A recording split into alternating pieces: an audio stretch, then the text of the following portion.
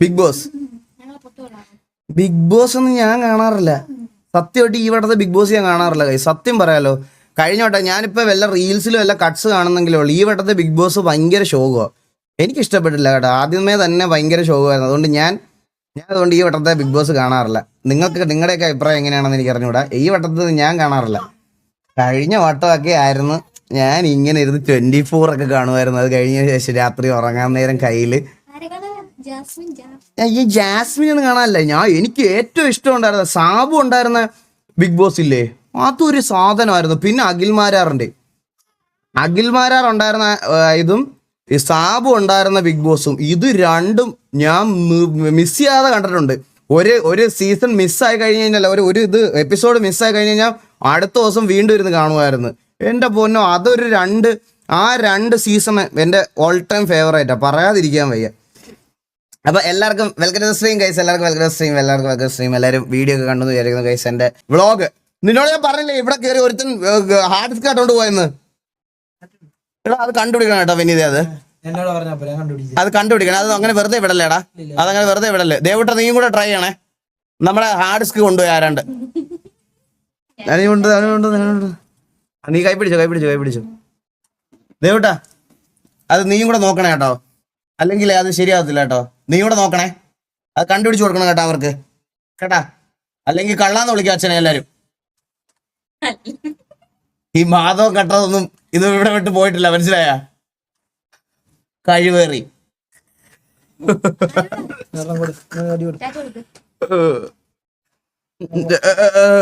കളത് കേട്ടാ, അച്ഛനെ എല്ലാരും കളർ വിളിക്കുന്നുണ്ടോ?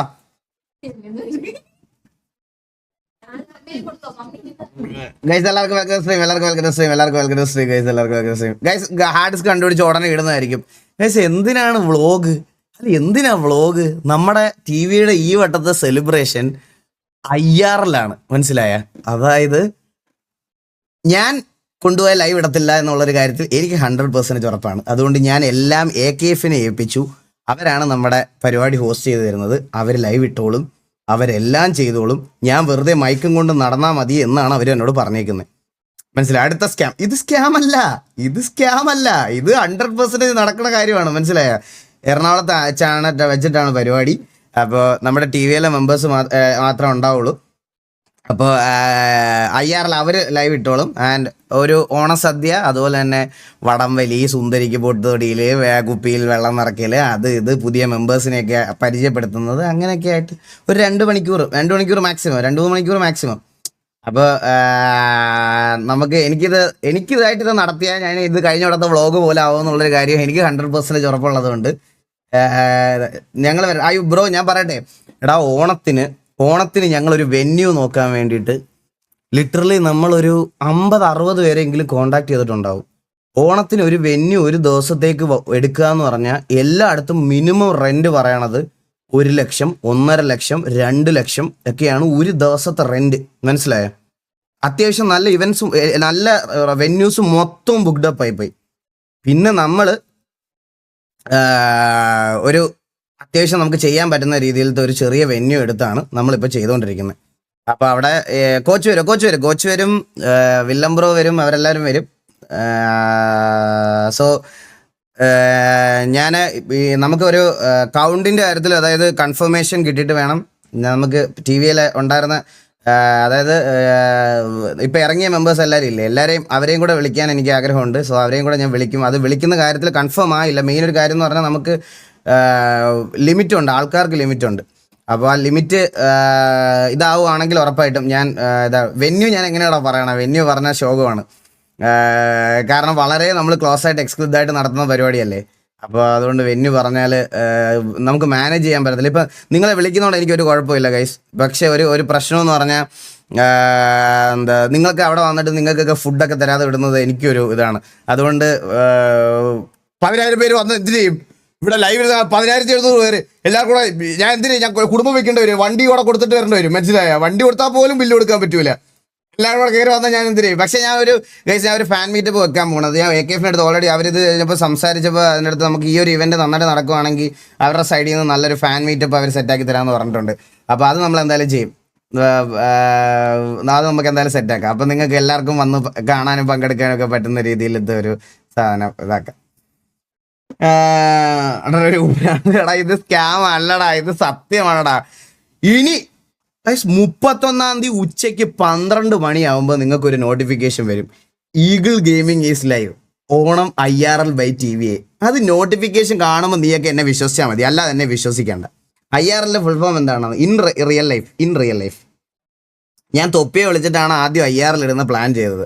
അപ്പോൾ IRL ഇടാൻ പ്ലാൻ ചെയ്തപ്പം ആ IRL ഇടുന്ന മെഷീൻ, ആ ഒരു സാധനം ഉണ്ട് കേട്ടോ, ഒരു കമ്പ്യൂട്ടർ, ചെറിയൊരു iPad പോലത്തെ ഒരു ഡിവൈസ് ഉണ്ട്. ആ ഡിവൈസിന്റെ വില ഇങ്ങനെ വെറുതെ നോക്കിയപ്പോൾ 2.5 ലക്ഷം രൂപ. ആണ്ടിലൊരിക്കലും IRL ചെയ്യണം, നമുക്ക് എന്തിനാണത്? അപ്പോൾ പിന്നെ ഞാൻ വിചാരിച്ച് വേറൊരാളെ കൊണ്ട് ചെയ്യിപ്പിക്കാം, അതാണ് നല്ലത്. എന്തൊരു വില എന്നറിയണം ആ സാമാനത്തിന്, എൻ്റെ പൊന്നോ. എന്താ ഇൻസ്റ്റയിൽ സ്റ്റോറി വരും നോ ലൈവ് ടുഡേ ഒന്ന്. വേണ്ട, സാധനം വെട്ടുന്ന ബെറ്റ് വേണ്ട. എടാ വരും, വന്നിരിക്കും, ഉറപ്പായിട്ട് വന്നിരിക്കും. പിന്നെ അല്ലാതെ ഇതിലെ കാര്യത്തിൽ കള്ളത്തരം പറയുമോ? എടാ ഞാൻ ഇന്നേ വരെ ഓഡിയൻസിൻ്റെ അടുത്ത് ഒരു കള്ളത്തരം പറഞ്ഞിട്ടില്ല, മനസ്സിലായേ? ഒരു കള്ളത്തരം പറയാതെ ജീവിക്കണം ഞാൻ മാത്രമേ ഉണ്ടാവുള്ളൂ. ഞാൻ ഇതുവരെ എന്തൊക്കെ പറഞ്ഞിട്ടുണ്ടോ അതെല്ലാം സെറ്റ് ചെയ്തിട്ടുണ്ട്. ഗോവ വ്ളോഗ് എങ്ങനെ ചെയ്യാൻ പറ്റും? തിരിച്ചു വരുന്ന വഴിക്കല്ലേ ഫോൺ അടിച്ചുകൊണ്ട് പോയത് ഒരുത്തൻ, അതിനകത്തായിരുന്നില്ലേ വ്ളോഗ് മൊത്തം? കയ്യിൽ നിന്ന് പിടിച്ചു കുറച്ചുകൊണ്ട് പോയി കള്ളന്മാര്. മനുഷ്യന് സത്യസന്ധമായിട്ടുള്ള ആൾക്കാർക്ക് ഈ സമൂഹത്തിൽ ജീവിക്കാൻ പറ്റില്ലല്ലോ. അതങ്ങനെയാണ്, പണ്ട് തൊട്ടേ അങ്ങനെയാണ്. സത്യസന്ധന്മാർക്കൊന്നും ജീവിക്കാൻ പറ്റില്ല, കള്ളന്മാർക്കൊക്കെ ആയിരിക്കും എല്ലാം ജീവിക്കാൻ പറ്റണേ. പിന്നെ കണ്ണാപ്പിയൊക്കെ കണ്ടില്ലേ, കള്ളൻ. അപ്പോൾ എല്ലാവർക്കും വെൽക്കം സ്ട്രീം. നമുക്കിത് കഴിഞ്ഞിട്ട് കുറച്ച് നേരം ഡിസ്കോ ട്രോൾസ് കൂടെ നോക്കിയിട്ട് പോകാം. ഇന്ന് ഡിസ്കോ ട്രോൾസ് നോക്കിയിട്ട് പോകാം. അച്ചാറുകളല്ലേ ഇത് ചെയ്യുന്നത്? അച്ചാർ ഞാൻ കട്ടറ, അത് ഞാൻ സമ്മതിക്കും. ഇഞ്ചോതി കീഴിലെ ടേസ്റ്റ് ഉള്ള ഒരു അച്ചാർ എങ്ങനെ കക്കാതിരിക്കും? 1 വട്ടം ചോദിച്ച്, 2 വട്ടം ചോദിച്ച്, 3 വട്ടം ചോദിച്ചപ്പോഴത്തേനും ചേച്ചിയുടെ മുഖമൊക്കെ മാറി. അപ്പോൾ പിന്നെ ചോദിക്കാതെടുക്കാന്ന് വിചാരിച്ച്. നമ്മൾ ചോദിച്ചു കഴിഞ്ഞാൽ റെപ്യൂട്ടേഷൻ പോവില്ലേ, അതുകൊണ്ട് കട്ട്. പിന്നെ എല്ലാവർക്കും ഫോറസ്റ്റ് കാട്ടുകളാണ്, നോക്കടാ. അതിന്റെ പ്രൊമോഷൻ ഇറങ്ങി, ഞാൻ കണ്ട് അതിന്റെ പ്രൊമോഷൻ ഒക്കെ ഇറങ്ങി. ഗൈസ്, നമ്മൾ അച്ചാർ കട്ടെങ്കിലും ആദ്യമായിട്ടായിരിക്കും ഒരു കള്ളനെ വെച്ച് അവർ പ്രൊമോട്ട് ചെയ്യുന്നത്, മനസ്സിലായ? നമ്മൾ അച്ചാർ കട്ടെന്ന് പബ്ലിക്കായിട്ട് പറഞ്ഞതും അവരത് കട്ട് ചെയ്ത് ക്രെഡിറ്റ് ആയിട്ടിട്ട്. പിന്നെ ഞാൻ നോക്കിയപ്പോൾ അച്ചാർ ഉണ്ടാക്കിയ മറ്റേ ഫുഡ് ആൾക്കാർ നമ്മുടെ ലൈവ് ചെയ്ത് POV ഒക്കെ കട്ട് ചെയ്ത് അവരിവിടെ കാണുന്നുണ്ട്. അതിന്റെ PR ടീമോ മാർക്കറ്റിംഗ് ടീമിലുള്ള ആരും ഒരുത്തരും ഇവിടെ കാണുന്നുണ്ട്. അച്ചാറുകൾ എന്നൊക്കെ പറഞ്ഞാൽ എനിക്ക് മെൻഷൻ വന്നില്ലേ 50 എണ്ണം. വാൾപേപ്പർ കണ്ടില്ലേ? അല്ലേ, നല്ല വാൾപേപ്പർ അല്ലേ? മറ്റേ ഞാൻ TV-യുടെ മറ്റേ പഴയ ഒരു വാൾപേപ്പർ അല്ലായിരുന്നു കേസ്, മറ്റേ മൂവിങ് വാൾപേപ്പർ. ആ മൂവിങ് വാൾപേപ്പറാണ്, ഇതൊരു രസമില്ല, ഭയങ്കര ലോഡ് വലിക്കണം, മനസ്സിലായ? അതായത് പെർഫോമൻസിനെയൊക്കെ ബാധിക്കുന്നത്. അതുകൊണ്ട് ഞാൻ ഡിലീറ്റ് ആക്കി കളഞ്ഞു. അതാ പ്രശ്നം. ഞാൻ വെറുതെ ഇനി നിങ്ങൾക്ക് കൂടെ തന്നിട്ട് നിങ്ങളുടെ PC ലോഡ് ആവാതായി ഇനി ഗെയിം സ്റ്റക്കാവുമ്പോൾ എന്നെ വിളിക്കും, എന്നെ തള്ളക്കി വിളിക്കും. എനിക്കതൊന്നും കേൾക്കാനുള്ള യാതൊരു താല്പര്യമേ ഇല്ല, മനസ്സിലായോ? You are in queue 35/1.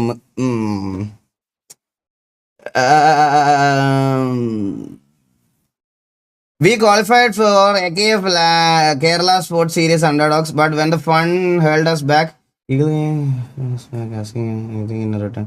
Oh bro, thank you so much, means a lot. All the very best da, all the very best.